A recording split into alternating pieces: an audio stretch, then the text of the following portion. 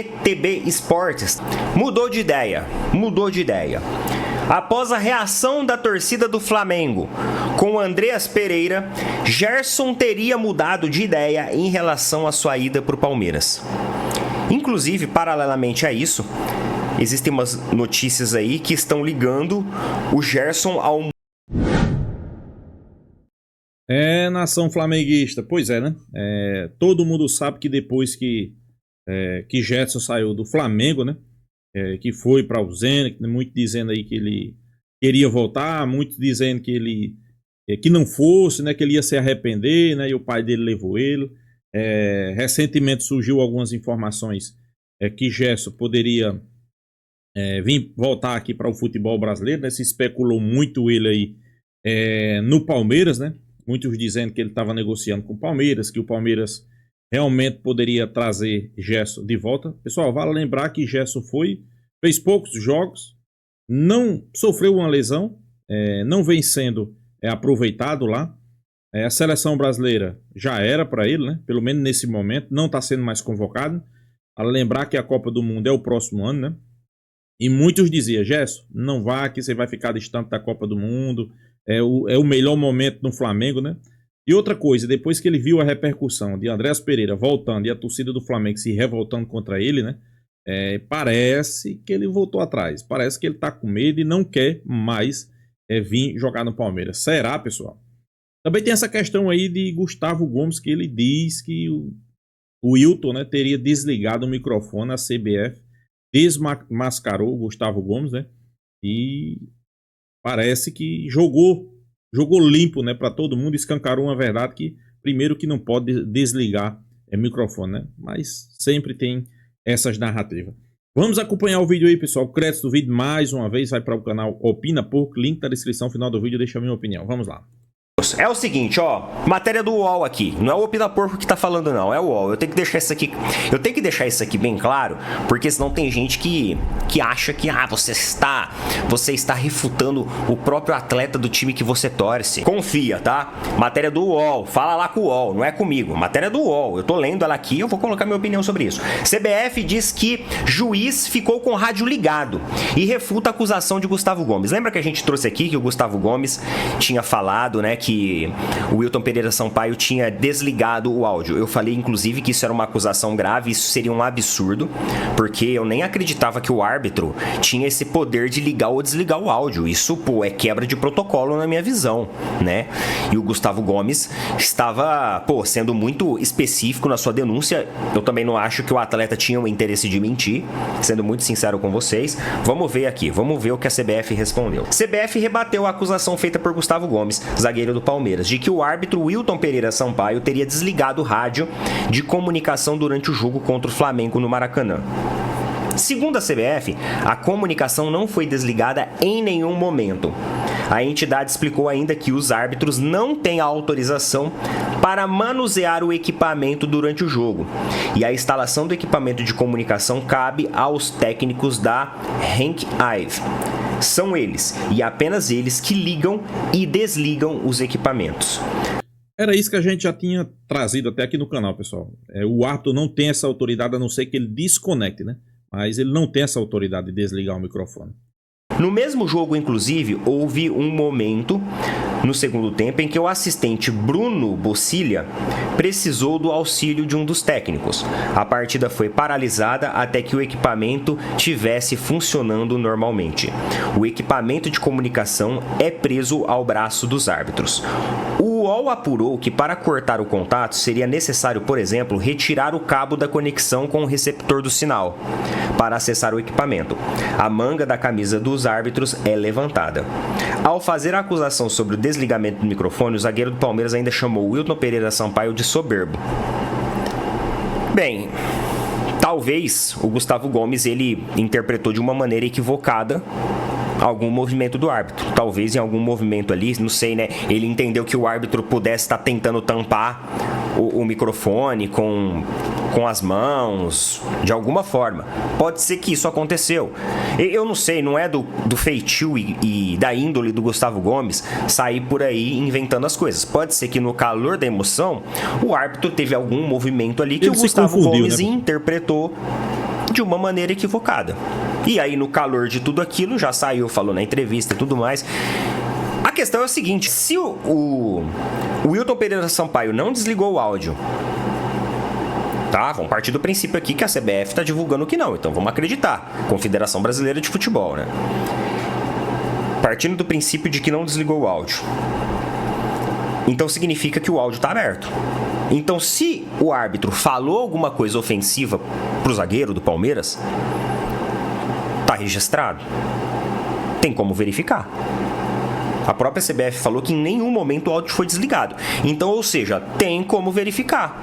É só verificar. Se realmente não tem nada ofensivo, ó, o atleta deu declarações aí, então a gente pode até levar para um STJD. Agora, e se tiver?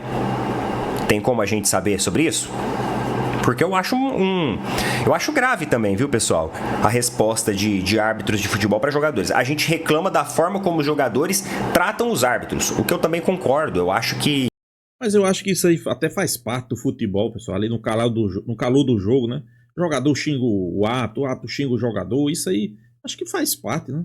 E, cara, por mais que o árbitro esteja fazendo cagada, não te dá o direito de chegar, apontar o dedo na cara, ofender o cara, xingar o cara. Todo mundo ali tem que ser profissional. Mas o contrário também é válido. Então é preciso averiguar isso melhor. CBF divulgou o áudio do VAR também, mas isso já tinha sido divulgado bem antes, né? Colocou o empurrão do Jorginho como uma mão de referência, que não impacta, não faz nenhuma carga, como se ele estivesse protegendo um espaço.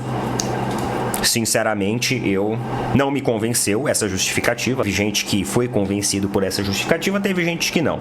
Aí vai dar opinião de cada um. Notícia lá da BTB Esportes. Mudou de ideia.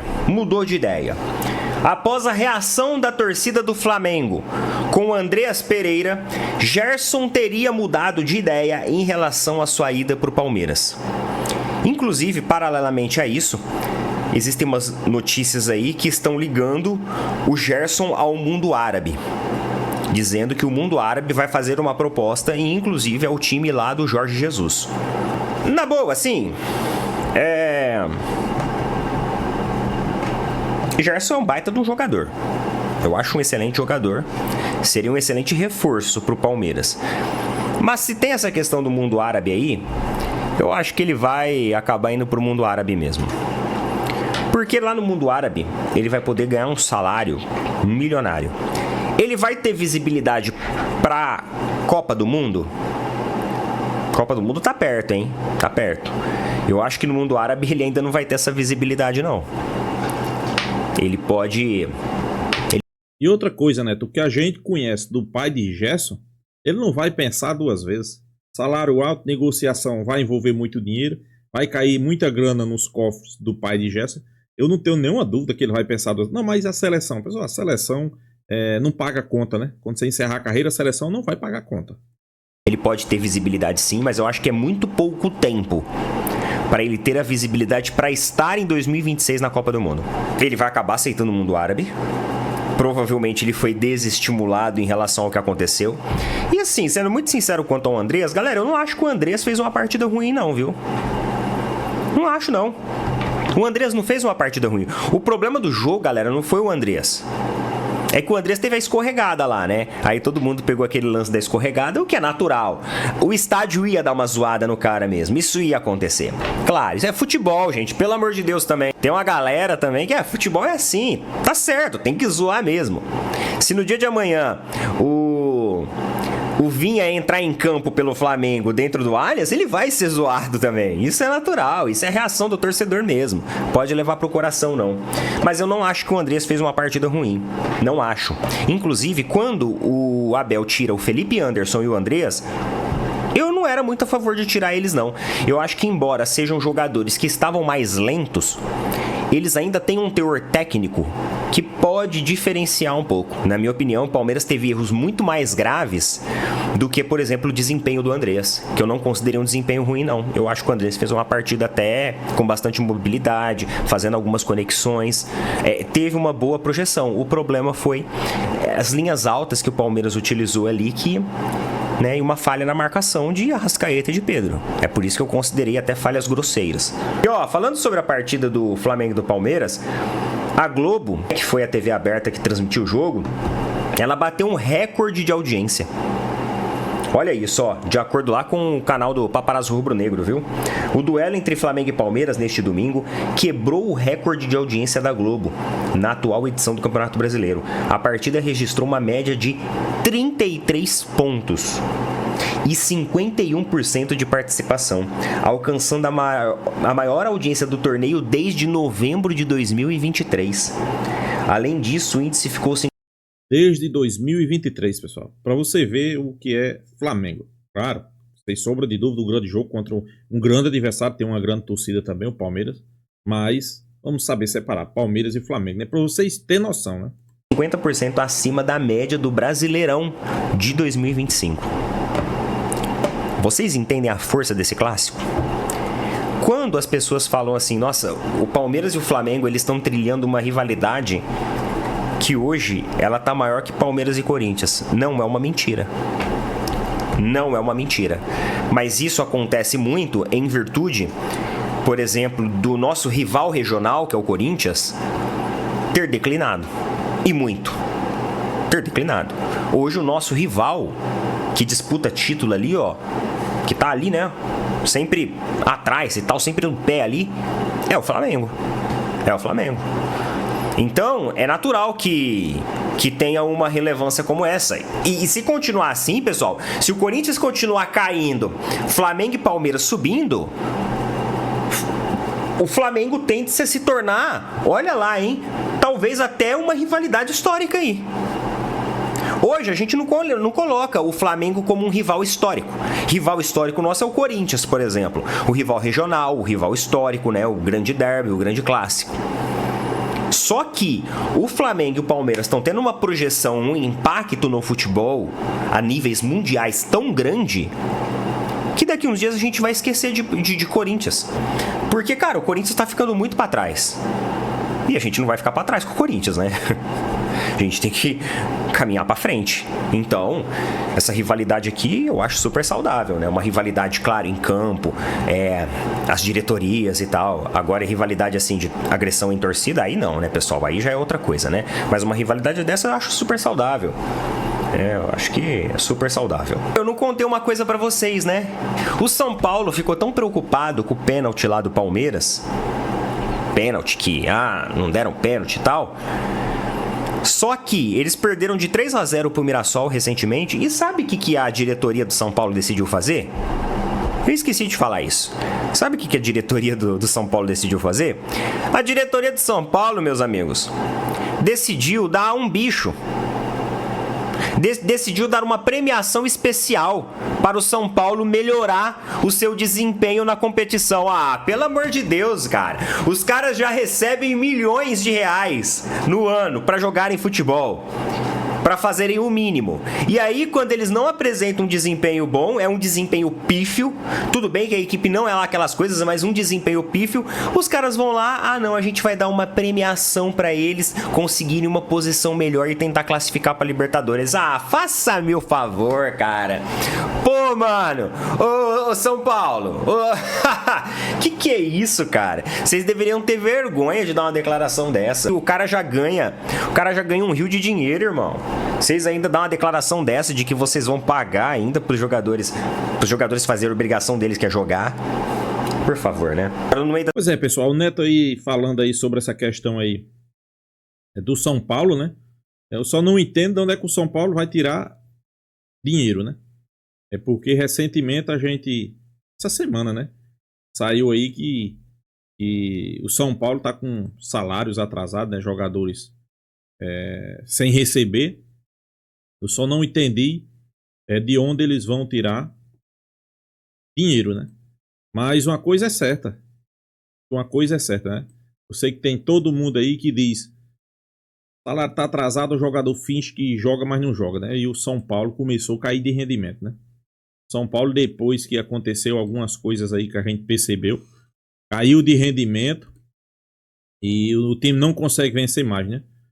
Pelo que eu entendi aí, né? Parece que eles estavam dando um bicho, né? Para o São Paulo se classificar a Libertadores, né? Mas parece que não tá resolvendo, né? Perderam aí para Perderam para o Mirassol 3-0. O Mirassol passou por cima sem tomar conhecimento, né? Como eu digo, pessoal, time de futebol com salários atrasados é complicado. Aí você vai no mercado, traz um Oscar. Não, porque o patrocinador quem vai pagar. Mas se souber conversar, no lugar do patrocinador investir esse dinheiro no jogador caro que não joga, e tá aí, o jogador não joga, né? Não sou eu que tô dizendo, né? Tá todo mundo comprovando aí que o jogador não joga. Simplesmente isso. Aí o que é que poderia acontecer? Pegar esse dinheiro, investir em outra coisa, investir, claro, investir no futebol, ou 2 ou 3 jogadores, né? Mas não, né? Prefere trazer um jogador que pra mim tá no final de carreira. Prefere trazer um jogador que, vamos ser bem realistas, não agrega nada, só o salário alto. Quem perde é o São Paulo, né? E sobre a questão aí de Gustavo Gomes, realmente como a CBF aí disse que não desliga microfone, e não desligou microfone.